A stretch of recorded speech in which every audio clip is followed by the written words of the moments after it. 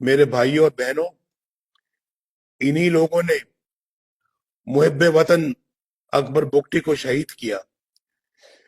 انہی لوگوں کو محترمہ بینظیر بھٹو نے اپنی شہادت سے قبل لکھے گئے خط میں اپنی موت کا ذمہ دار ٹھہرایا۔ انہی لوگوں نے بلوچستان اور سندھ میں ہمارے فضائی اڈے غیروں کے ہاتھوں میں گروی رکھے۔ آپ جانتے ہیں جہاں سے ڈرون اڑتے تھے۔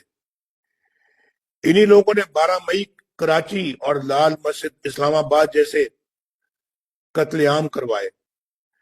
ہمارے غیرت مند بلوچ بھائیوں اور بہنوں کی محرومیوں کے ذمہ دار بھی یہی لوگ ہیں۔